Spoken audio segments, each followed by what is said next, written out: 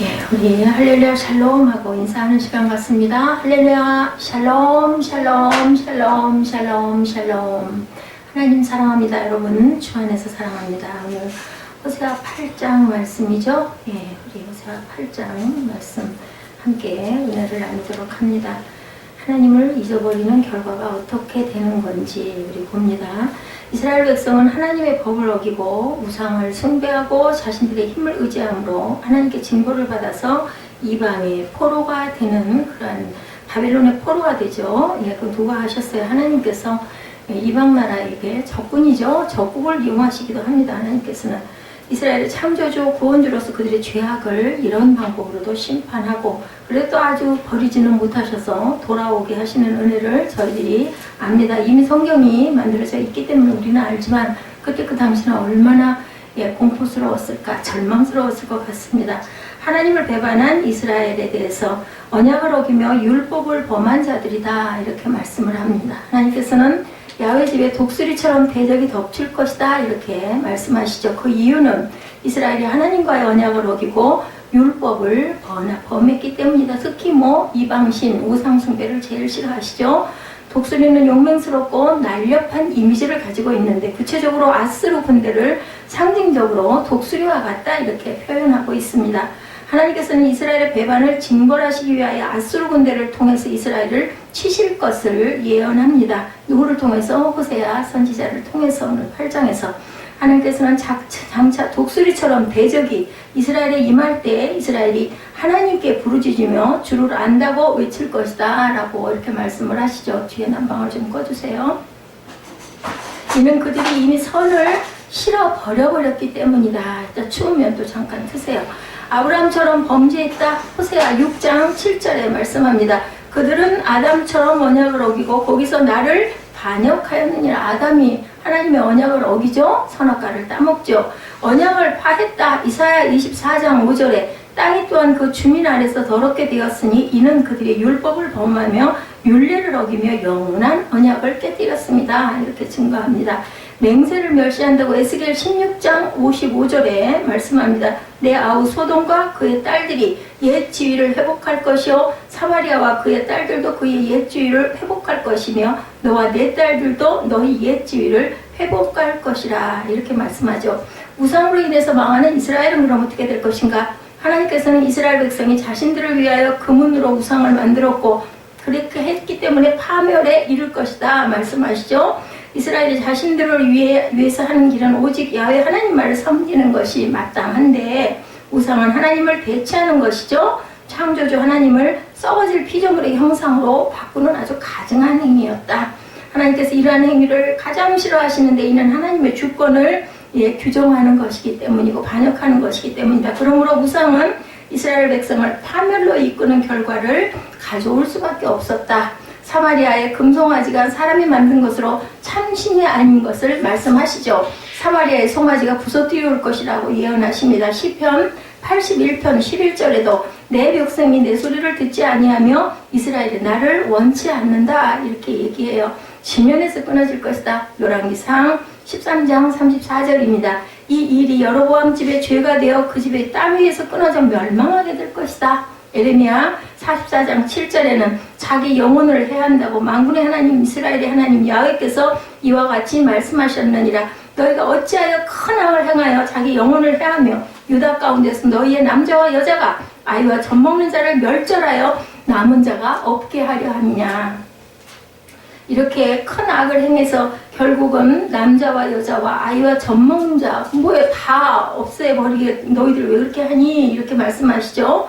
배도자들이 결국은 배도자가 뭐예요? 나라를 팔아먹은 자들이 배도자입니다. 기뻐하지 아니하는 그릇 같은 이스라엘이라고 증거합니다.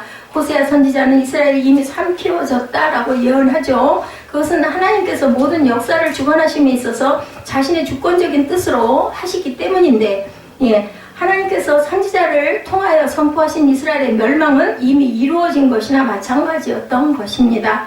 하나님께서 이스라엘이 이방의 삼키움을 당해 열국 가운데 있는 것이 기뻐하지 아니하는 그릇 같다. 잘 쓰지 않는 그릇, 기뻐하지 않는 그릇을 우리가 쓰겠어요?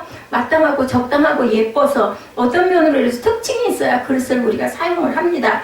이스라엘은 하나님의 영광을 나타내기는커녕 오히려 하나님께 범죄함으로 하나님의 징벌을 받아 이방의 포로가 됩니다. 그래서 하나님께서는 이스라엘을 무가치한 그릇으로 여기시게 되었던 것인데 아낌없이 회수했다. 이사야 30장 14절에 애국 땅에 들어가서 거기에 머물러 살려는 유다의 남은 자 중에 피하거나 살아남아 소원대로 돌아와서 살고자 하여 유다 땅에 돌아올 자가 하나도 없으리라고 증거합니다. 도망치는 자들 위에는 돌아올 자가 없다 이렇게 말씀하시죠.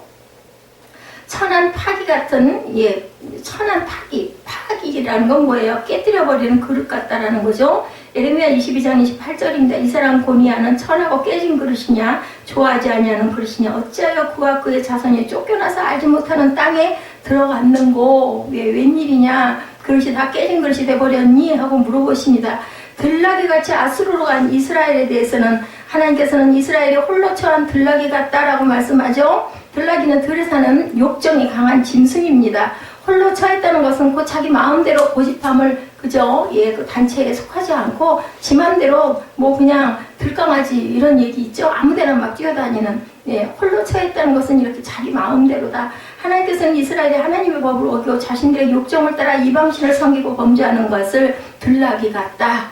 홀로 지 마음대로 지 멋대로 뛰어다닌다는 겁니다. 이는 하나님을 배반하는 행위다.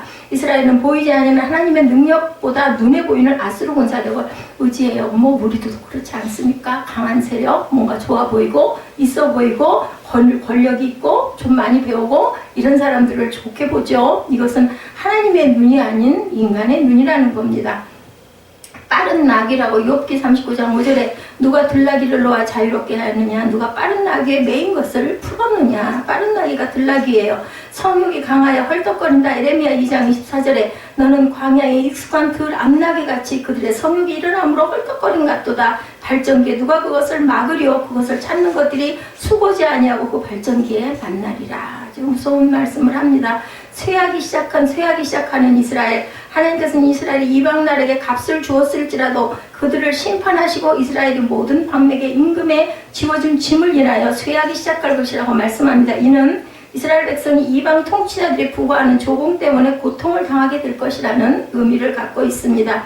이스라엘이 하나님을 의지할 때 하나님께서는 그들에게 물질적인 축복을 허락하셨는데 이스라엘이 의지한 이방 나라들은 그들에게 물질적인 부담을 안겨주는 거죠. 이방으로 사로잡혀 간다. 역대상 5장 26절에 그러므로 이스라엘 하나님이 아수르 왕 불의 마음을 일으키시며 아수르 왕 디블랏 빌레셀의 마음을 일으키심에 곧 르우벤과 각과 므낫세 반지파를 사로잡아 할라와 하볼과 하라와 고산강가에 옮긴지라 그들이 오늘까지 거기 있습니다. 증거되어 있습니다. 학대와 약탈을 당하게 됐다. 에스겔 23장 46절에 주 야훼께서 이같이 말씀하셨느니라 그들에게 무리를 올려보내 그들의 공포와 약탈을 당하게 하였다.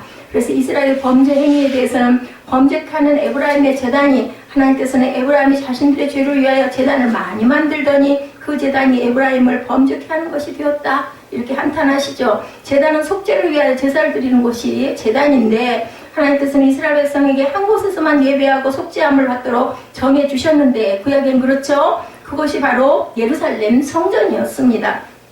하나님께서 이와 같이 명하신 것은 이방신을 섬기는 제사와 차별을 두기 위함이었습니다. 그런데 북이스라엘은 우상을 섬기는 제단을 여러 곳에 산당을 만들고 그저 쫓아다니면서 만든 곳마다 쫓아다니면서 우상을 섬깁니다. 하나님을 위한 산당에서 그런 그 우상들에게 절하는 제단을 쌓죠. 하나님께서 가장 싫어하시는 우상 숭배는 이스라엘로 멸망의 심판을 향하여 달려가게 했다. 목석 우상을 섬깁니다. 신명기 28장 64절에 야훼께서 너를 땅 이 끝에서 저 끝까지 만민 중에 흩으시리니 내가 그곳에서 너와 네 조상들이 알지 못하는 목석 우상을 섬길 것이라. 다른 신을 섬긴다. 예레미야 16장 13절입니다. 내가 너희를 이 땅에서 쫓아내어 너희와 너희 조상들이 알지 못하던 땅에 이르게 할 것이라. 너희가 거기서 주야로 다른 신들을 섬기니 이는 내가 너에게 은혜를 베푸지 아니함이라 하셨다 하라. 너희들이 다른 우상을 섬기니까 내가 너희를 은혜를 베풀 수가 없다. 재물을 기뻐하지 아니하시는 하나님에 대해서도 말씀합니다. 하나님께서는 이스라엘 백성이 자신에게 드리는 재물을 기뻐하지 아니하신다고 말씀하죠. 이는 그들이 하나님의 율법과 상관없이 하나님께 제사를 드렸기 때문이다. 하나님이 원하는 제사를 드리지 않고 지들 멋대로 지 마음대로 누구의 제사? 가인의 제사가 그랬습니다. 하나님 중심의 신앙이 아니라 인간 욕심을 위해서 하나님을 섬긴다. 뭐 부자 되게 해주세요. 비 내리게 해주세요. 뭐 돈을 주세요. 아니면 쌀을 주세요. 명예를 주세요. 이런 것들이 다 그런 우상의 그런 기도와 같다라는 거 우리가 조심해야 된다는 거. 하나님께서 기뻐하시는 것은 재물이 아니라 재물을 드린 자들의 마음이 중심이었다. 마음이 가장 중요합니다. 다른 신들을 잊게 했다. 출애굽기 20장 3절에 너는 나 외엔 다른 신들을 내게 두지 말라고 분명히 말씀하셨죠. 죄를 보응하신다고 출애굽기 32장 34절에 이제 가서 내가 내게 말한 곳으로 백성을 인도하라. 내 사자가 내 앞에 가리라. 그러나 내가 보응할 날에는 그들의 죄를 보응하리라. 너희들이 죄가 진 거 보응 때는 내가 반드시 너희들 죄를 내가 물을 것이다 라는 말씀입니다. 그래서 결국은 창조주를 잊어버린 이스라엘에 대해서 하나님께서는 이스라엘의 자기를 지은 자를 잊어버렸다고 책망하십니다. 세상 만물의 창조주이신데 하나님은 특별히 이스라엘의 창조주시고 구속주가 되신다. 구속이 뭐예요? 예, 죄를 속죄해 주시는 그러한 하나님이라는 거죠. 이스라엘 백성들은 자기들이 하나님의 선민이다라는 것만 자랑을 하지 하나님의 마음을 온전케 하지를 못하고 이렇게 우상을 숭배하고 섬겼습니다. 이스라엘 백성은 하나님의 은혜를 기억하지 아니하고 우상을 숭배함으로 하나님의 진노를 자초하게 됩니다. 이스라엘은 하나님을 의지하지 않고 전각들을 많이 세우고 견고한 성읍을 많이 쌓았습니다. 자신들의 힘으로 자신들의 생명과 재산을 지키려는 의도였다. 이것도 우리 오늘의 저와 여러분들이 범하기 쉬운 죄죠. 그들은 보이지 아니하는 하나님의 능력보다 보이는 세상의 것들을 더 의지한다. 그래서 우리가 안목의 정욕이라고 얘기하죠. 그러나 그들이 아무리 많은 성읍을 건축하고 번영을 추구해도 하나님께서 지키지 아니하시면 멸망당할 수밖에 없습니다. 자기를 내신 하나님을 잊어버렸어요. 신명기 32장 18절에 너를 낳은 반석을 내가 상관하지 아니하고 너를 내신 하나님을 내가 잊었도다 이렇게 말씀합니다. 구원의 하나님을 잊어버렸다. 이사야 17장 10절에 이는 내가 내 구원의 하나님을 잊어버리며 내 능력의 반석을 마음에 두지 아니한 까닭이라. 그러므로 내가 기뻐하는 나무를 심으며 이방의 나무가지도 이종하는도다. 옮겨 심는다라는 얘기예요. 결론은 이스라엘 백성이 하나님께 범죄함으로써 당한 심판을 기억하여 성도는 언제나 하나님을 두려워하는 마음으로 순종의 자세를 취해야 할 것이다. 세상의 것을 의지하는 자는 세상의 것과 함께 멸망당하게 됨을 잊지 말고 오직 영원하신 하나님만을 의지하여 하나님과 함께 영생의 복을 누려야 된다는 거죠. 우리는 이 세상에서 가장 기본적인 두 가지 관계를 발견할 수가 있습니다. 14절까지의 내용의 전체의 내용이죠. 하나는 자연적인 발생의 관계. 자연 발생적인 관계는 출생에 의하여 자동적으로 어떤 관계 안에 들어가게 되는 거. 우리 뭐예요? 가족, 그죠? 부모, 형제. 이건 내가 원해서 된 게 아니에요. 내가 태어나면서부터 내 부모는 누구누구고 내 그 누나는 내 형은 아니면 내 동생은 누가 될 것이다. 이거는 정해진 겁니다. 우리가 선택할 수 있는 게 아닙니다. 부모와 자식 간의 관계는 계약서를 쓰거나 도장을 찍지 않아도 엄마 되고 아빠가 되고 이건 어쩔 수 없어요. 관계가 자동적으로 이루어졌기 때문에 자연 발생적인 관계의 특징은 자기 중심적인 관계다. 내가 있음으로 인하여 내 부모가 있고 그리고 또한 내 동생이 있고 내 형제가 있고 내 친척이 형성이 된다. 그래서 자식은 부모에게 무한정의 희생을 요구합니다. 그죠? 꽤 심하게도. 근데 나도 그렇게 자랐기 때문에 어렸을 때부터 장성한 사람이 될 때까지 온갖 투정이나 부족한 것을 다 돌봐줘야 합니다. 왜냐하면 자식이 어리고 아무것도 행할 능력이 없기 때문이고 나도 또한 그렇게 갖고 살아왔기 때문에 그것을 부모에게 갚지 못하고 자녀에게 갚는다. 그러나 다른 하나는 언약의 관계입니다. 첫 번째가 이렇게 자연 발생적인 관계, 두 번째가 언약의 관계. 언약의 관계는 서로의 헌신에 의해서 지탱이 되죠. 부부 사이의 관계 같은 것은 언약의 관계입니다. 부부가 맺어지는 것은 세상에 알지 못하던 사람들 남남끼리 만나가지고 둘이 좋아서 눈 맞아서 사랑하고 그리고는 우리 부부가 됩시다. 그래서 언약을 하죠. 이것은 바로 서로 언약의 관계입니다. 부부관계는 서로에 대한 헌신의 관계이기도 하고 서로 사랑하고 약한 부분을 도와주고 그래서 돕는 배필이다 말씀합니다. 근본적으로 서로에 대한 헌신이 전제되어 있죠. 서로 헌신적이지 않으면 그 관계는 결국은 깨어질 수밖에 없죠. 부부관계를 헌신의 관계로 생각하지 않고 책임을 지지 않고 무한정으로 용납과 희생을 강요할 때 그 결혼은 대단히 불행하게도 깨어질 수밖에 없습니다. 왜냐하면 하나님 사랑같이 한없이 퍼질 수는 없어요. 그죠? 언약의 관계는. 중요한 것은 신앙이 자연 발생적인 관계가 아니라는 사실. 신앙도 역시 언약 관계입니다. 신앙은 출생에 의하여 자연적으로 하나님과 맺어지는 것이 아니죠. 한 사람 한 사람이 인격적으로 하나님과 헌신의 관계에 들어가야 하나님의 은혜의 백성이 될 수 있다. 그래서 여기서는 뭣도 있어요? 변질도 있습니다. 이스라엘 백성들의 불행은 바로 이 관계를 오해한 데 있었다. 분명히 하나님과의 언약의 관계, 하나님과의 완전한 관계인데 그것을 이스라엘 백성들은 몰랐어요. 백성으로 태어나기만 하면 자동적으로 하나님의 은혜 안에 자격이 있다라는 것으로 생각을 한 것. 하나님께 헌신하려고 생각하지 않습니다. 언약의 관계는 뭐가 필요하다고요? 서로에게 헌신하는 관계여야 하는데 그렇게 생각을 하지 않았다. 그들은 내가 잘했거나 못했거나 무조건 부모님이 나를 받아주는 것처럼 하나님께서는 분명히 내 편이야, 내 하나님이야, 그리고 나는 선민이야 이렇게 생각한 게 잘못이다. 그 결과 그들이 만들어낸 신앙이 바로 사마리아의 송아지 신앙이었습니다. 이것은 마치 송아지가 그들을 위하여 끝까지 희생되듯이 하나님께서는 이스라엘 백성들을 무조건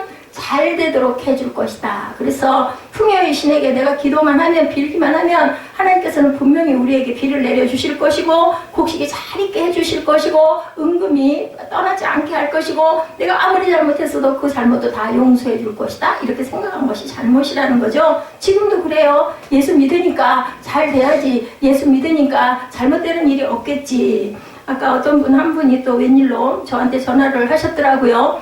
이한나 목사님이십니까? 그러더니 우연히 인터넷을 보게 됐다고 하면서 상담을 하고 싶다고 얘기를 하시더라고요.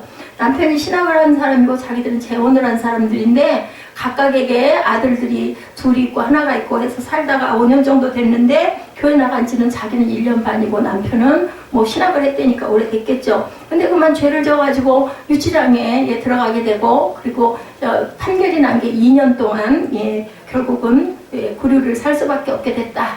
남편이 자꾸만 다니던 교회를 떠나라고 얘기를 한다고 이런 경우 어떻게 했으면 좋겠습니까? 라고 물어보더라고요.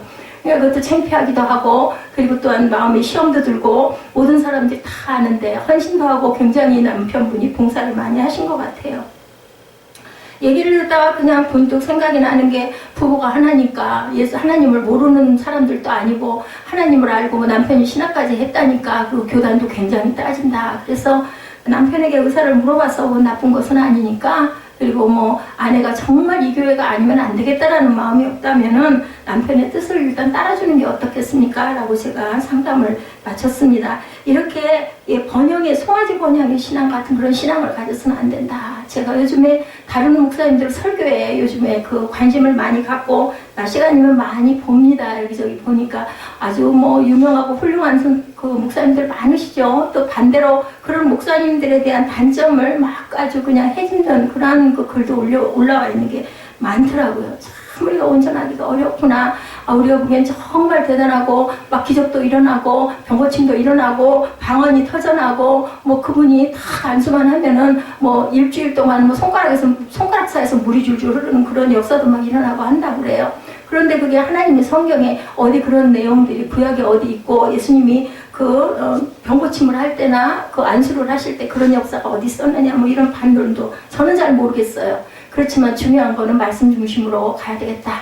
눈에 보여지는 것만 보고 막 그것을 따라가거나 거기서 흠모하거나 거기서 취해서 그것에 빠져서 그 사람이 우상이 돼서는 안 되겠다라는 것을 저는 깨달았습니다. 저처럼 그냥 그런 거 할 줄 모르고 아무것도 몰라도 말씀이 옳다라는 생각을 가지고 열심히 말씀 전하고 증거하고 내게 주어진 몫은 말씀을 바르게 인식시키는 거. 서로가 그런 부분을 보면서 이 말씀이 그렇구나. 에스겔 시대는 이랬고 호세아 시대는 이랬고 호세아 선지자는 이런 부분의 것들을 하나님의 영을 받아서 선포했구나. 성경을 알아야 됩니다. 그래서 저는 열심히 증거하고 전하는 게 제일 중요하겠다라는 생각을 했습니다.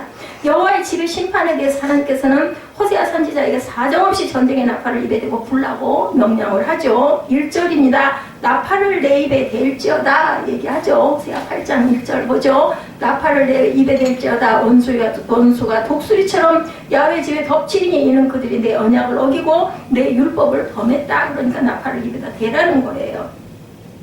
그래서 하나님께서는 호세아에게 빨리 전쟁을 알리는 나팔을 입에 대고 불어라, 선포해라는 거죠. 그 이유는 야훼 집에 대적이 덮치기 때문이다. 하나님의 집에 대적이 덮치면 안 되지 않겠어요? 우리말 번역은 약간 의역된 번역입니다. 그대로 직역하면 나팔을 내 입에 대어라. 독수리처럼 야훼 집 위에 있다가 이렇게 됩니다. 그런데 무엇이 독수리처럼 그 위에 있는지 모르기 때문에 대적이 독수리처럼 야훼 집을 덮친다라고 번역이 되어 있습니다. 독수리가 위에 떠 있으면 당연히 우리가 조심하게 되죠. 예, 왜냐하면 한순간에 독수리가 내리꽂히듯이 나를 덮칠지도 모르겠고, 그죠? 예, 뭐 내 눈을 쫓을 수도 있기 때문에 우리가 조심해야 된다라는 겁니다. 그런데 야훼 집을 덮친다는 말씀에는 상당한 아이러니가 포함되어 있습니다. 하나님께서 이스라엘 자손들에게 너희가 스스로를 야훼 집이다, 여호와의 집이다라고 하면서 신앙이 대단히 좋은 것으로 생각하고 있는데 웃기는 소리 하지 말라인 겁니다. 너희가 하나님의 집이라고 하는 것은 아무것도 아니다라는 식으로 비꼬는 말씀으로 하고 계신다라는 거 이해가 안 가죠. 이스라엘 백성들이 입을 벌리면 하는 말은 자기들은 야훼 집이라는 건데 입만 벌리면 야훼이고 만나서 이야기하면 하나님입니다. 그래서 다른 사람이나 자기 자신들도 이처럼 신앙 좋은 사람들이 모인 야훼 집이 감히 원수들에 의해서 망한다고 하는 것은 말이 안 되고 아이러니다. 상상이 안 된다. 그러나 하나님께서는 그 여호와의 집이라고 하는 것이 얼마나 허술하고 엉터리인지. 왜? 여호와의 집에서 산당을 만들어서 섬기니까. 우리도 마찬가지입니다. 하나님의 성전인데 하나님의 성전 안에 더러운 것들이 가득 차 있어. 우리 마음속에 생각이 나빠. 그리고 막 뭔가 세상의 것을 따라가고 싶어하고 세상의 것을 굉장히 흠모하고 이러면 그것은 그 여호와의 성전이 온전한 성전이 아니라는 거죠. 독수리의 먹이가 될 수도 있습니다. 자기는 자기 기업이 몇 번째 안에 들면 정부가 감히 부도가 나도록 하지 않을 줄 알았다는 거죠. 이런 대기업가들이 부도가 났을 때 이렇게 얘기를 하는 겁니다. 우리나라는 절대로 망하지 않는다. 왜냐하면 교회가 이렇게 많고 성도가 이처럼 많기 때문에 하나님께서 감히 절대로 멸망시키지 못할 것이라는 이야기들을 한다는 거죠. 이스라엘의 생각이 바로 그런 것이었다. 하나님께서 감히 야훼 집을 멸망시키지 못한다라는 것입니다. 그러나 하나님께서는 바로 그 야훼 집에 독수리가 덮치듯이 대적이 덮칠 것이다 라고 말씀해요. 하나님의 집에 어떻게 대적이 덮칠 거냐는 거죠. 근데 그 하나님의 집, 너희들이 하나님의 집인데 온전치가 않으면 너희들은 그렇게 파멸을 당할 수밖에 없다라고 오늘 말씀에서 분명히 말씀한 거죠. 하나님의 언약을 버리고 하나님께 헌신적이지 않고 하나님과의 관계가 온전치 않기 때문에 결국은 대적에게 너희가 먹이가 될 것이다 라는 그 말씀에 오늘 1절 말씀이 다시 말해서 이스라엘 백성들의 평안은 조건적이었다라는 것입니다. 지금도 마찬가지죠. 그들이 하나님의 말씀을 지킬 때에는 상식적으로는 도저히 견딜 수 없을 것 같은 상황에서라도 이스라엘은 살아남게 되어 있습니다. 왜냐하면 하나님께서 그들을 지켜주시기 때문이죠. 주인이 딱 버티고 있으면 그 집은 누구도 들어와가지고 내 집이요 할 수가 없다라는 거예요. 그런데 그들이 하나님의 말씀을 지키지 않으면 그들 스스로가 아무리 자신은 하나님의 집이라고 생각을 해도 아무리 써붙여놔도 그것은 하나님이 떠나면 그냥 건물일 뿐이라는 거죠. 우리 성전도 마찬가지입니다. 그러면 그들이 지켜야 할 하나님의 말씀은 과연 무엇일까인 거예요. 어떤 일이 있어도 다른 신에게 절을 하지 않는 거예요. 우상을 숭배하지 않는 겁니다. 아무리 이 세상 사람들이 위협을 하고 날뛰어도 내 신앙과 양심을 절대로 더럽히지 않아야 된다. 요즘 직장이나 학교 생활을 하다 보면 술을 마시는 것이 무슨 신앙 고에 비슷한 것으로 여겨질 때가 있어요. 너무나 아주 퇴폐한 그런 세상이죠. 사람들은 남자나 여자 구별 없이 술을 마시게 서로가 서로에게 유도를 합니다. 근데 요즘에는 그렇게 강요하는 일은 많지 않아진 것 같아요. 그런데 그리스도인들은 술을 마시지 않아요. 그리스도인이기 때문에 술을 마시지 않는다는 소리를 차마 하지 못하는 경우들이 많이 있어서 그전에 굉장히 회식이나 이럴 때 굉장히 마음고생을 많이 했다. 우리 아는 교수님 한 분도 자기는 그냥 절대로 나는 술을 안 합니다 했더니 언젠가부터는 저분은 절대 술 안 하신 분 이렇게 되더라는 얘기를 제가 간증을 들은 적이 있습니다.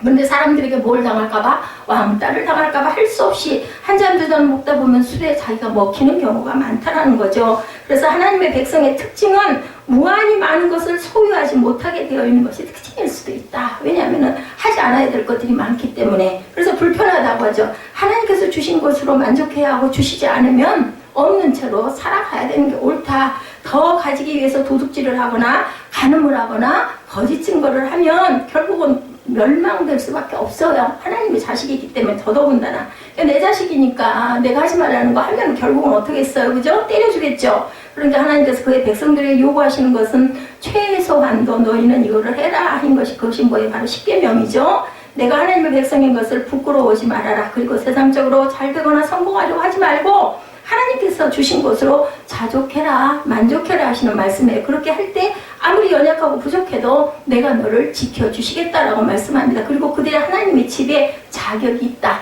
너는 그 집에 거할 자격이 있다라는 거죠. 그러나 하나님만으로 만족하지 못하고 말로는 하나님의 백성이라고 하면서 실제적으로는 세상의 백성이 되어서는 하나님께서 절대 너희 말에 내가 귀를 기울여 주지 않겠다라는 말씀을 하는 거예요. 오늘 말씀이 2절이죠. 저희가 장차 내게 부르짖기를 나의 하나님이여 우리 이스라엘이 주를 아나이다 하리라. 2절에 이렇게 말합니다.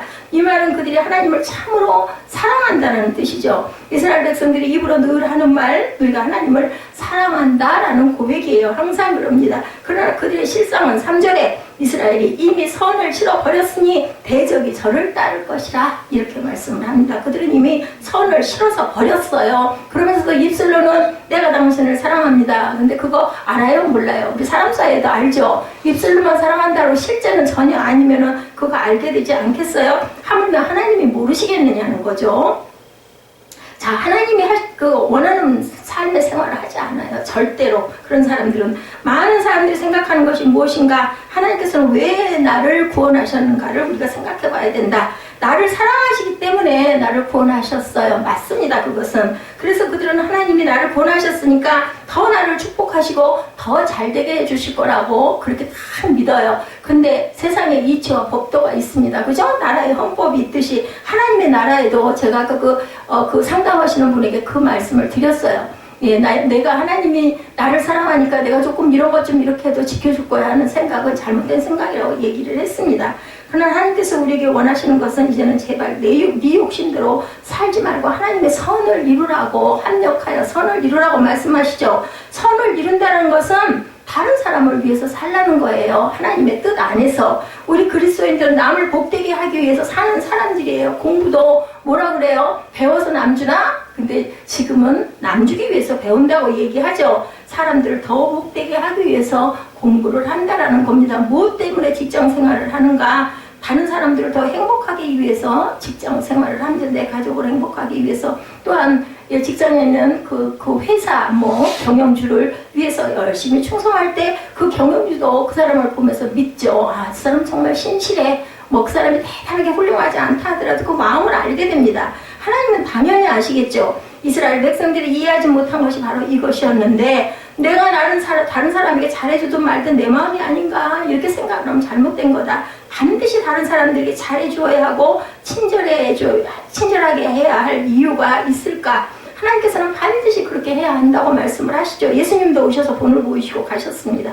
왜냐하면 우리가 우리만을 위해서 살면 하나님의 은혜가 막혀버리기 때문이다. 하나님께서 이 세상 사람들을 사랑하고 싶어도 길이 없습니다. 그래서 사마리아 송아지 종교의 특징은 무엇이었나? 5절이죠. 사마리아여 내 송아지는 버리워졌느니라 내 노가 무리를 향하여 타오르나니 저희가 어느 때야 능히 무죄하겠느냐 이렇게 반문을 하세요. 왜 사람들이 송아지를 좋아할까? 왜 좋아할까요? 송아지는 순하고 사람들의 말을 잘 들어요. 송아지가 조금 더 커지면은 그 다음에 또 일도 대신해주죠. 사람이 못하는 일도 꾸역꾸역 밭도 갈아주고 그죠? 그렇기 때문에 사람들은 서로를 굉장히 사랑하고 좋아합니다. 예, 사람들은 하나님이 그렇게 해주기를 원했어요. 예배만 드려주면 해코지 않고 자기들의 말을 잘 들어주시는 하나님, 내가 원하는 대로 해주시는 하나님, 내가 예배 한번 딱 드리고 하나님이 내 원하는 걸 주실 거야 이런 생각을 한다는 거죠. 자, 우상이라는 것은 사람 안에 있는 욕망이 표현된 것이 바로 우상입니다. 권력을 욕망하는 사람은 권력의 신을 만들어내고 바벨론의 금신상 같은 것이 바로 그런 것이죠. 그리고 섹스를 욕망하는 사람들은 섹스의 신을 만들어냅니다. 그것이 아세라 신이나 바알 신입니다. 그리고 돈을 좋아하는 사람은 돈 신을 번영의 신이죠. 만들어냅니다. 특히 왜 사마리아의 송아지가 생겨났을까? 예루살렘을 거부하기 위해서였습니다. 하나님께서는 다윗과 언약을 맺으셨죠. 하나님은 앞으로 계속 다윗의 집을 통하여 이스라엘을 다스리겠다라고 약속하셨어요. 사실 이것은 이스라엘의 왕권을 안정시켜 주시겠다라는 귀한 약속이었습니다. 사실 이것은 이스라엘의 왕권을 안정시켜 주겠다 했는데 왕가가 여기저기 왔다 갔다 하지 않고 안정된 것이 굉장히 귀한 축복이에요, 사실은. 그런데 북쪽에 있는 10지파는 우리에게는 그런 목자 필요 없다 하면서 다윗의 집을 거부합니다. 그래서 나라가 둘로 나뉘죠. 북이스라엘과 남유다로 나뉩니다. 우리는 너무나도 똑똑하기 때문에 다윗과 같은 목자가 없어도 얼마든지 하나님을 잘 섬길 수 있다라고 주장하고 나라를 떼내서 딴 나라를 만들었어요. 그 결과 결국 금송아지 신앙이 돼버리고 말았다는 겁니다. 사람들이 하나님의 은혜를 받지 못하는 것은 미련해서 받지 못하는 것이 아니고 자기 스스로 너무 똑똑하다고 생각하기 때문에 은혜를 받지 못합니다. 자아가 강한 사람들이 그 신앙생활하기가 어렵습니다. 그래서 뭔가 조금 자기 의지가 있는 사람들이 굉장히 깨지기가 어렵죠. 우리가 성경 지식을 많이 가지고 있다고 해서 바른 신앙생활을 할 수 있는 것도 아닙니다. 우리에게는 구체적인 목자가 분명히 필요합니다. 왜냐하면 우리 안에는 알기는 알아도 내 멋대로 해석하고 살려는 못된 본성, 우리의 그 원죄가 있기 때문이죠. 하나님의 말씀은 우리 멋대로 하지 못하게 합니다. 내 자신을 다른 사람의 권위 아래 두어서 복종하라고 그래요. 예수가 오셔서 하신 것처럼 이것이 하나님의 은혜를 지속적으로 누릴 수 있는 비결이라고 말씀합니다. 우리는 성경 지식만으로는 구원을 받지 못합니다. 절대로. 그죠? 은혜로 구원을 받죠? 다른 사람의 영적인 지도가 분명히 필요하고 예수 그리스도가 우리의 목자가 되어서 하루하루 매 순간을 인도해 주셔야 되는데 우리는 교회가 그래서 모이는 교회가 필요하고 그래서 서로 교회로 모여 충고하고 감독하지 않으면 결국 이런 이상한 정욕에 빠지고 하나님의 축복을 결국은 잃어버리게 된다. 이스라엘의 머리 좋은 사람들이 한 것은 하나님을 수군한 송아지로 만들어서 그들이 무슨 짓을 하더라도 눈만 껌뻑거리며 내버려두는 신으로 전락을 시켜버립니다. 왜냐하면 하나님께서는 잠잠히 가만히 계시니까 계속 그 짓을 하는 거죠. 예, 오늘 성도들이 좋아하는 신앙은 자기 마음대로 살아도 간섭하지 않는 신앙, 자기 마음대로 하는 신앙. 예, 그 대학교 연합교회 그분 설교 듣다 보니까는 잘 믿지 말아라 라는 제목이니까 사람들이 눈이 꽂히잖아요. 저도 눈이 꽂혔더라고요. 그러니까 자기만의 신앙, 500문도 중에서 180문도는 남고 320문도는 떠났다라는 거예요. 그것은 내가 복음을 하겠다고 떠났다라는 거죠. 예, 그 120문도만 남은 이유가 바로 거기 있다. 이렇게 해석을 하시더라고요. 자기 마음대로 살아도 간섭하지 않는 신앙. 그래서 서울의 강남의 유명한 교회들 중에는 신방을 하지 않는 교회들이 많이 생겨나고 있대요. 왜냐하면 자기 사생활 침해다. 여러분들도 불편하시잖아요. 아유, 지저분한 건지 우리들이 늘 생각할 때 저는 그랬어요. 옛날에 아유, 집을 어떻게 좀 더 치워야지. 막 대청소를 하고 목사님 오신다고 그러면 날 받아놓으면 아주 다들 초긴장 상태. 옛날에 그랬어요. 지금은 누가 그렇게 했어요. 많은 저희는 그랬습니다. 그럼 어떻게 장을 봐서 어떻게 맛있는 걸 많이 만들어 놓을까 막 이렇게 해가지고 열심히 막 반찬도 많고 12가지 반찬 뭐 보통 때 그렇게 남편한테 해주면 얼마나 좋아하시겠어요. 근데 그냥 주의 종이 온다니까 그분이 무슨 하나님도 아닌데도 주의 종이 온다니까 축복을 갖고 온다라는 마음으로 그냥 사모하는 마음이었던 것 같아요. 정말 그 시절에 그립습니다. 근데 요즘에는 오히려 이제 신방하지 맙시다 인 거예요. 사생활 침해가 되니까 보이기 싫으니까. 참 신앙의 특징은 하나님의 말씀이 자꾸 나의 생활에 파고들어서 나의 계획을 흔들고 내 생각을 무너뜨리는 게 참 신앙이다. 4절에 저희가 왕들을 세웠으나 내게서 말미암지 아니하였고 저희가 방백들을 세웠으나 나의 모르는 바며 저희가 또 은금으로 자기를 위하여 우성을 만들어내니 파멸을 이루리라고 말씀하죠. 이스라엘의 왕들은 하나님과 아무 상관없이 세워진 사람들이에요.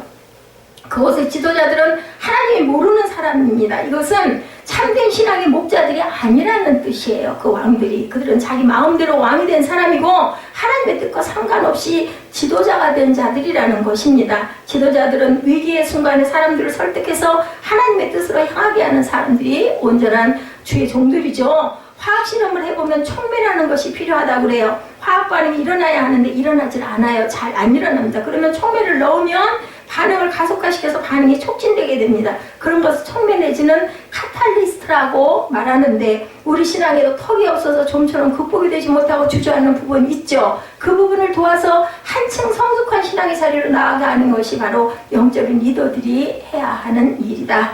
그러나 세상적인 리더들이 하는 것은 어려울 때 더 인간적인 생각에 빠지게 해서 하나님으로부터 점점 멀어지게 하는 것이 세상의 리더들이죠. 사람이라고 하는 것은 별 수 없어요. 아무리 똑똑하다 하더라도 위기의 순간에 다른 사람이 하라고 하는 대로 할 수밖에 없어요. 자기 문제에는 그죠? 바보가 되잖아요. 어떻게 할 바를 모릅니다. 그러면 이 사람한테 물어보고 저 사람한테 물어보고 그것을 오늘처럼 그분처럼 모르는 사람에게 물어본 게 아마 그분은 그게 좀 자존이 덜 상해서 그랬을 수 있을 것 같아요. 뭐 어떻게 봤는지는 모르겠지만 그러니까 모르는 분에게 한번 물어봐야 되겠다. 보통 교회 목사님은 어떤 말을 할까 아마 이런 사모함이 있었던 것 같아요. 그래도 인간적인 사람에게 세상적인 사람에게 물어보지 않은 게 그분의 마음이 어느 정도는 하나님께 향하고 있다. 그리고 그 목사님과의 관계를 어떻게 했으면 좋을까를 고민했던 것 같습니다. 그래서 그래도 남편을 따르십시오 했어요. 특별한 그 교회에 어떤 그런 이유가 없다면은 남편과 함께 나중에라도 1년 반 후에 남편이 나오면 교회 다닐 때 함께 손잡고 교회 다니는 게 맞습니다. 그리고 이 얘기를 했습니다.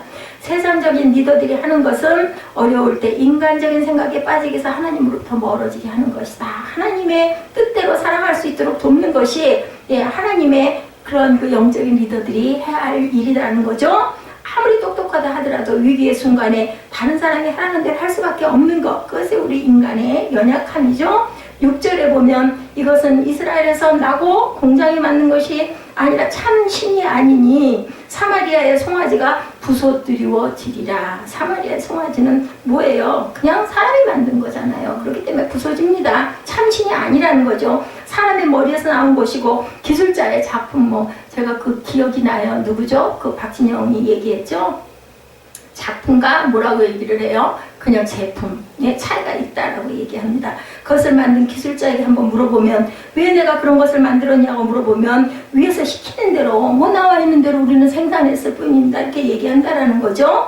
헛된 것을 믿으면 어떻게 되느냐? 7절이죠. 저희가 바람을 심고 광풍을 거둘 것이라 심은 것이 줄기가 없으면 이삭은 열매를 맺지 못할 것이요 서로 맺힐지라도 이방 사람이 삼키리라. 당연히 그렇죠. 바람을 심었는데 거두는 것은 누가 거두어요? 광풍이 거둔다. 요동하는 바람이 거둡니다. 시작할 때는 그런 대로 괜찮은 것 같았는데 순조롭게 잘 될 것 같았는데 점점 바람이 세게 불더니 모든 것이 다 날아가 버리고 말았다. 헛된 것을 의지하면 결과가 광풍 속에 날아가는 자취도 없이 없어지는 그런 모습으로 될 것이다. 모든 것을 다 날려버릴 것이다. 흔적도 없어질 것이다. 그게 요즘에 쓰나미, 지진, 그죠? 멀쩡하게 세워졌던 건물이 빌딩이 어제까지 멀쩡했는데 오늘 아침까지 나는 말짱했는데 어느 날 어딘가를 가다 어느 건물 속에서 그냥 나는 잿과래가 되어버리고 흔적도 없이 없어져 버릴 수도 있습니다. 이건 아무도 알 수가 없는 거예요. 무서운 거예요. 생각을 하면. 이 세상에 헛된 것을 의지하면 이렇게 철저하게 이 말씀처럼 파괴돼 버릴 수밖에 없다. 바람을 심고 광풍을 거둔다는 말은 배 타는 사람들이 많이 실감하는 거예요. 처음에는 배를 타고 출발할 때는 잘 출항할 것 같은데 이런 일, 그 천재지변은 어쩔 수가 없는 분이 아무리 훌륭하고 아무리 대단한 학자가 그 안에 탔다 하더라도 태풍 한가운데로 들어서서 갇히게 되면 나중에는 결국은 다 죽어버리게 된다. 물살이 쓸고 가버리면 흔적도 없어요. 무슨 흔적이 있겠어요. 바닷속으로 수장이 돼버리면. 물론 요즘에는 과학이 발달돼서 1년이 넘어서 꺼내내기도 하고 이번에 그 학생들 그 사건, 대사건도 지금까지도 그 유체를 꺼내는 일들을 봅니다만은 이 시대에 그런 일이 있었겠습니까? 결국은 이렇게 돼버린 이유는 우상한 죄를 제어하는 기능이 없다라는 거예요. 모든 것이 오케이 하고 좋다고 합니다. 그러니까 브레이크가 파열된 자동차처럼 가속을 내다가 결국은 대형 사고를 당하게 된다. 바람을 심고 광풍을 거둔다는 말을 요즘 말로 표현하면 대형 사고이죠. 그러나 하나님을 두려워하는 사람들 미리미리 조심하기 때문에 속도가 잘 나지 않아서 대형 사고를 당하지 않습니다. 우리 어른 빙판 요즘 날 어렸을 때 우리 어떻게 해요? 정말 조심조심 천천히, 그죠? 그러면 사고가 나지 않죠.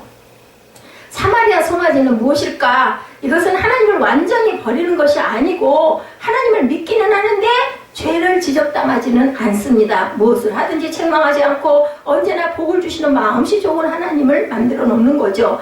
사람들은 그런 설교를 굉장히 듣기 좋아한다고 합니다. 그러나 그 결과는 대형 사고라는 것을 우리가 알아야 된다. 우리 자녀들 잘못하면은 화가 나기도 하지만 왜 야단을 쳐요? 잘 되라고 야단을 치죠. 이웃 사람들은 내버려 둬요. 아유, 저 자식 싹수가 노래 그냥 자기들끼리 이렇게 얘기하고 만다는 거죠. 그래서 자기 중심의 신앙의 결과, 제멋대로 신앙을 한 그런 380명과 같은 사람은 이스라엘 백성들의 자기 중심의 신앙은 두 가지 방향으로 나타납니다. 하나는 하나님을 의지하지 않고 외교적인 관계로 나라를 지탱하려고 하는 것이고, 다른 하나는 말씀 없는 종교의식에 빠지는 것이다.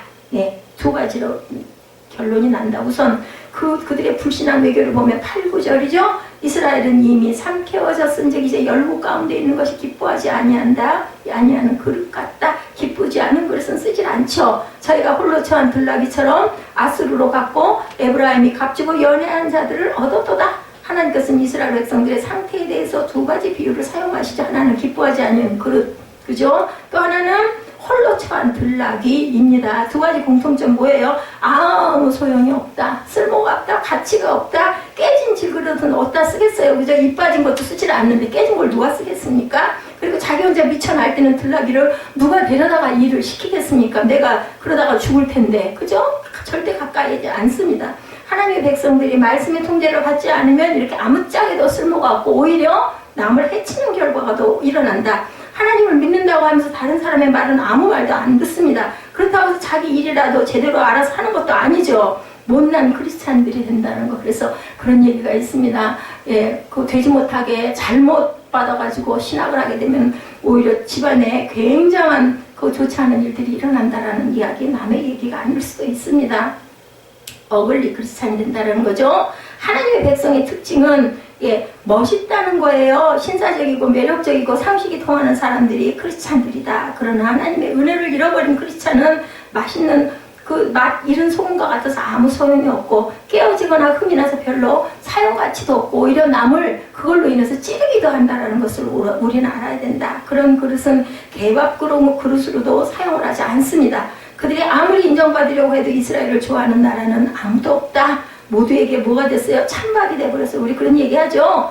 사람들 좋아하지 않는 왕따 당하면 찬밥이야, 이런 얘기 많이 하지 않습니까? 이런 백성들이 돼버리고 말았다. 하나님의 말씀대로 살지 않을 때 그를 좋아할 사람은 아무도 없다. 어떤 매력도 찾을 수 없고 철저하게 자기중심적이 되고 이기적이 되기 때문이다. 이것과 비슷한 것이 홀로 처한 들락이죠. 친구도 없습니다. 왜냐하면 자기보다 더 잘난 사람은 없다고 생각하기 때문에 언제나 혼자라서 돌아다니고 또 한 곳에 정착 못하고 모든 것이 다 시시하기 때문에 이리저리 돌아다니죠. 하나님 은혜를 맛보고 타락한 사람은 이 세상 어디에서도 만족을 찾지 못하고 정욕이 발당하면 어디론가 계속 뛰쳐다닌다라는 겁니다. 공동체라는 우리 안에 갇혀 있지를 않아요. 은혜를 받으려면 공동체라는 우리 안에 갇혀 있어야 되는데 속에 불덩어리가 들어가 있으니까 막 들뛰어다니죠. 하나님의 축복을 받지 못하는 이유가 복을 주시지 않아서 그런 게 아니라 시시하다, 발로 차버리기 때문에 결국은 끝까지 인내하고 참지 못하고 있기 때문에 복을 받지가 않는. 여기가 좀 날라나? 저희가 좀 날라나? 아유, 여기는 이래서 싫고 저기는 이래서 싫고 그리고 막 여기저기 헤매고 다니죠. 여기서 값주고 연애하는 자들을 얻었다라는 것은 의역입니다. 이 의역 때문에 무슨 말인가 하고 봤더니 원문에 연애하는 자를 고용했다라는 뜻으로 풀이해 놨습니다. 이스라엘이 늘 아수르를 사모하고 좋아하더니 자기들이 어려울 때 구해달라고 아수르에게 막대한 비용을 들여서 고용 계약을 맺었다는 거예요. 그래서 어떻게 돼요? 10절에 보니까 저희가 열방 사람에게 값을 주었을지라도 이제 내가 저희를 모으리니 저희가 모든 방백의 임금에 지어진 짐을 인하여 쇠하기 시작하리. 흠이 아니라 쇠한다라고 말씀을 합니다. 하나님께서 고용된 자들을 다시 모으시기 때문에 그들의 도움을 받을 수가 없습니다. 하나님께서 그들을 모으신다는 것은 더 급하고 바쁜 일을 터뜨려서 아수르나 다른 나라들이 이스라엘을 돕지 못하는 사정을 만들어 버린다라는 거예요. 하나님께서 뭐예요? 표대를 옮기신다는 거죠. 그래서 이스라엘 백성들은 돈은 돈대로 들지만 도움은 절대로 얻지 못한다. 하나님이 뒤에서 이들을 망하도록 조종을 하신 거예요. 왜요? 살려야 되니까. 14절에 말씀하죠. 이스라엘은 자기를 지은 자를 잊어버리고 정각들을 세웠으며 유다는 견고한 생업을 많이 쌓았으나 내가 그 고을들의 불을 보내어 그 성들을 삼키게 하리라. 하나님의 계획에 누구도 대항할 수가 없습니다. 여기서 불은 분명히 아수르를 의미하죠. 물론 성을 쌓고 방비를 철저히 하는 것이 나쁘다는 말은 아닌데 하나님을 믿는다고 하면서 아무것도 하지 않는 것보다 당연히 낫죠. 준비하면은. 그러나 중요한 것은 자기를 지은 자가 누군가, 내가 있을 곳이 어딘가를 정확하게 알아야 되겠다. 그들을 지은 자는 하나님이시죠. 그들은 성을 쌓기 전에 누가 자기들을 지었으며 자기들이 무엇 때문에 존재하는지 목적을 알아야 됐습니다. 그들의 가장 안전한 성은 하나님이셨는데 그 성을 떠나면 우리가 안전하게 살아갈 수가 없다는 것을 몰랐다는 거죠. 하나님께서 교회를 세우신 것은 거룩을 위해서이죠. 그리고 사랑을 위해서입니다. 만일 우리가 사랑과 거룩을 잃어버리면 그때부터는 동네 북취급을 당한다는 것. 누구든지 지나가면서 한 대씩 두들기겠죠. 아무 쓸모가 없기 때문에. 11절 말씀이죠. 에브라임이 죄를 위하여 제단을 많이 만들더니 그 제단이 저로 범죄케 하는 것이 되었도다. 이렇게 나타나 있습니다. 여기서 죄를 위하여라는 것은 진정으로 죄를 회개한다는 뜻이 아니고 속죄 제사를 드리기 위하여 만든 제단이라는 뜻입니다. 이것이 속죄 제사가 아니죠. 감사의 제사고 서원의 제사들입니다. 에브라임이 만든 많은 제사의 특징은 자기 중심의 제사였다는 거. 그렇기 때문에 하나님이 기뻐하시지도 않고 받지도 않으셨다는 거죠. 유다에서도 산당은 신앙의 고질적인 문제였습니다. 남유다도. 그래서 열왕기를 보면 어느 왕이 산당을 없애지 않았으므로 라는 지적이 계속 나옵니다. 예, 산당에서 도대체 무슨 일이 있었을까? 산당이라고 해서 반드시 나쁘진 않아요. 사무엘도 산당에서 제사를 드리죠. 그러나 산당의 제사는 속죄 제사가 아니고 죄를 위하여 드리는 제사가 아니었다라는 거예요. 자기 자신의 복을 빌기 위해서 드리는 제사였고 풍요를 기원하는 희생이었습니다. 이 제단들은 급격하게 이방 종교로 오염되었기 때문에 결국 그들을 범죄하게 만드는 제단이 되었다. 오늘 교회가 점점 산당처럼 되어 간다면 안 되겠죠. 산당의 신앙은 하나님은 우리가 가난한 것을 원치 않으세요. 하나님은 우리가 병들어 있는 것도 기뻐하지 않으십니다. 반드시 병이 나아야 되고 성공해야 하는 것을 하나님은 좋아하시고 가르치십니다. 물론 하나님은 우리가 잘 되기를 원하시죠. 우리가 건강하기도 원합니다. 그러나 우리가 바른 신앙을 가지도록 하기 위해서 고난도 주시고 때로는 병도 주시고 그죠? 또한 사건을 통해서 깨닫게도 하신다는 것을 우리가 잊어버리지 말아야 되겠다. 우리가 자기 중심에 빠져 있는 것이 하나님의 은혜와 축복을 더 막는다라는 것. 우리가 하나님 앞에서 겸손하기만 하다면 참으로도 누리지 못할 축복은 어디에도 없다라는 것. 그렇죠? 12절에 내가 저를 위하여 내 율법을 만지기로 기록하였으나 저희가 관계없는 것으로 여기도다. 율법을 망가지로라는 말씀도 의역이죠. 율법을 아주 많이 기록하였다는 뜻입니다. 하나님께서는 매우 많은 말씀을 이렇게 주셨어요. 이것은 그들의 마음속에 하나님께 대한 믿음을 불러일으키게 하고 하나님께 더 가까이 나오도록 계속 이렇게 말씀을 하신 누구를 통해서? 선지자들을 통해서. 그죠? 그러나 그들은 이 많은 율법을 자기들과는 아무 상관이 없는 것으로 그냥 들어넘긴다. 우리가 성경 공부도 마찬가지죠. 그냥 지식을 위해서 공부한다면 아무 소용이 없습니다. 말씀 속에서 아 그렇구나 라는 깨달음과 돌이킴이 분명히 있어야 되겠죠. 그래서 뭐라고 말씀하세요? 13절이죠. 내게 드리는 제물로 말할지라도 저희가 고기로 제사를 드리고 먹거니와 여호와는 그것을 기뻐하지 아니하고 이제 저희의 죄악을 기억하여 그 죄를 벌하리니 저희가 애굽으로 다시 가리라 이렇게 말씀합니다. 눈이 번쩍 뜨이는 말씀이죠. 그들은 다시 애굽으로 가야 한다는 것. 이것은 그들이 다시 포로되어 다른 나라로 갈 수밖에 없다는 것을 뜻합니다. 말씀이 없는 종교는 영적인 어둠으로 돌아갈 수밖에 없다. 사람들마다 어두운 방황의 시기가 누구에게나 있죠. 그러나 말씀이 없으면 다시 그처럼 어두운 암흑으로 또다시 돌아갈 수밖에 없다는 것. 하나님의 은혜를 누릴 자격이 없는 사람들이라고 호세아 오늘 8장에서는 이렇게 말씀을 하셨다는 것 잊지 않으시고 하나님 보시기에 온전하며 하나님이 기뻐하시는 하나님께 우리의 서원을 이루고 가는 그러한 복된 저와 여러분 되시기를 주님의 이름으로 축복합니다.